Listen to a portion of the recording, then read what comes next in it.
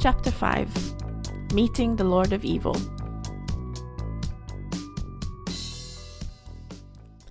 Her plans lay in utter ruin.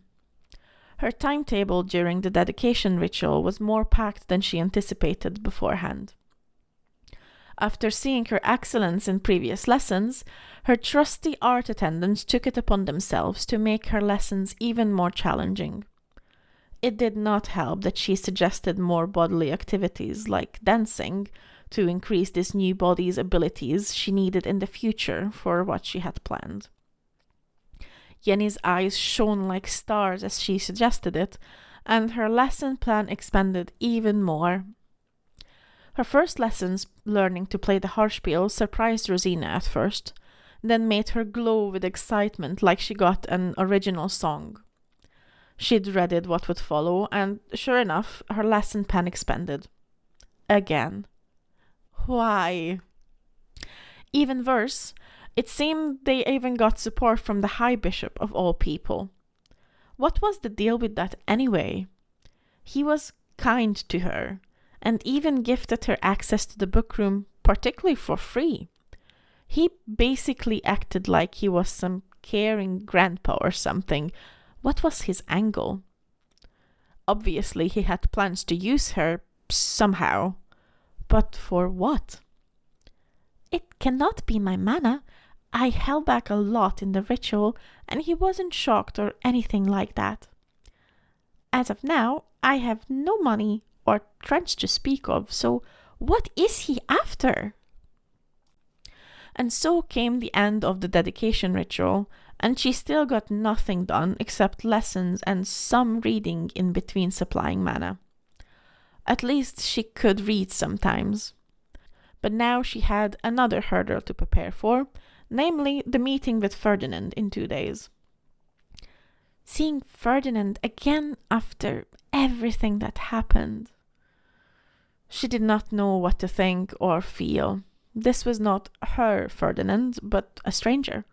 This Ferdinand never protected or saved her, gave her hugs and became a part of her family, never left for Arensba, never abandoned. No, she could not think about that now. Her mana began to stir as she struggled with her emotions. Taking a deep breath, she began to calm down. Clear your head. You are fine. Everything is fine. You came back. There is no need to get emotional about the past. It never happened. Will not happen. Not this time. Regaining her previous composure was not easy, but she managed. Now, worse than before, as a Veronican-born noble, he would be even more suspicious of her than normal, maybe even malicious. She was a potential tool. The question was, what was his aim? The same arguments as with the High Bishop applied here. No, there were even fewer reasons. Why was he reaching out to her like that? It was unusual. Those thoughts gave her nothing, so she decided to simply take a wait-and-see approach for now.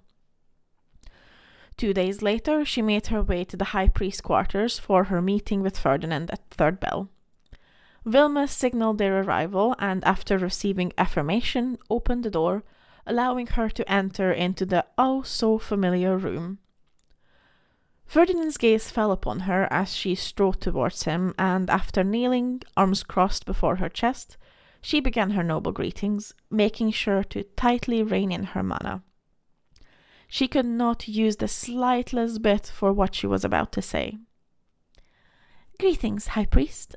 I am called Rosamine. Seeing as I am, as of now, not yet baptized, I cannot offer you my blessings. May I nevertheless offer a prayer in appreciation of this serendipitous meeting, ordained by the harsh judgment of Eva Galiba? You may. O Eva Galiba, God of life, I pray that the High Priest may be spared from your harsh judgment.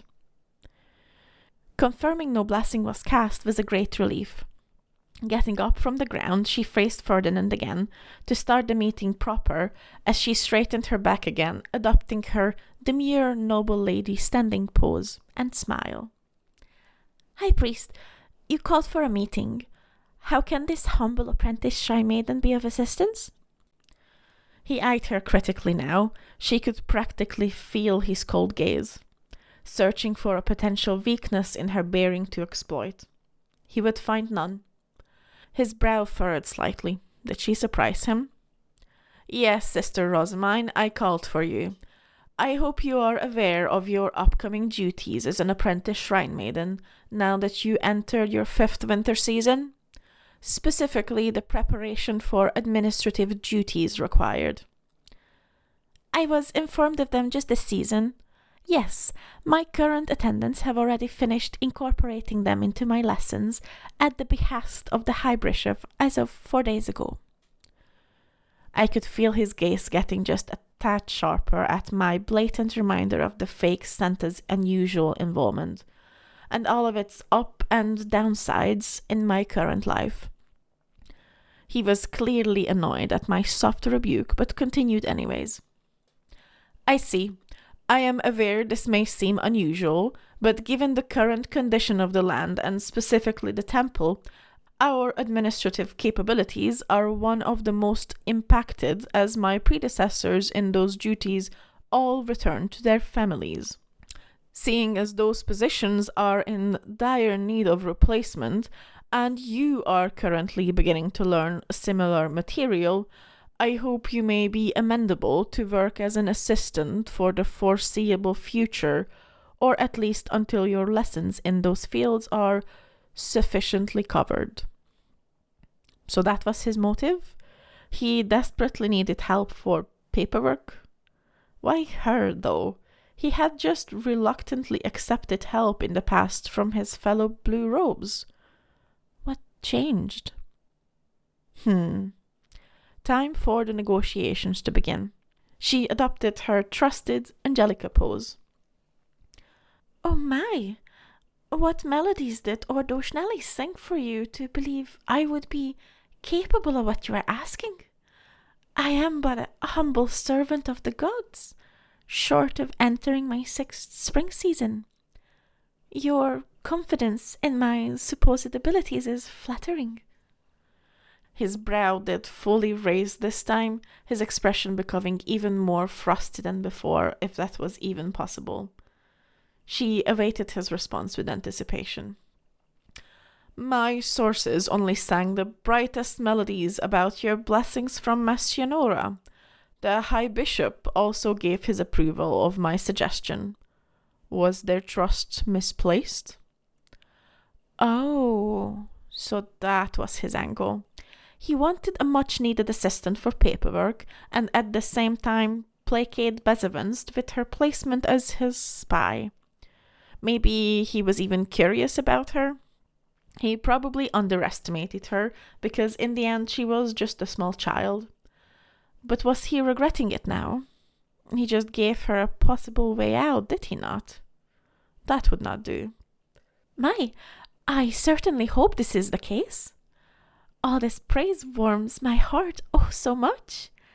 Still, I must ask, are you offering to become Ervaclerum for Mastionora? His eyebrow just twitched. He's annoyed, all right. I guess it has been a long time since he had negotiations.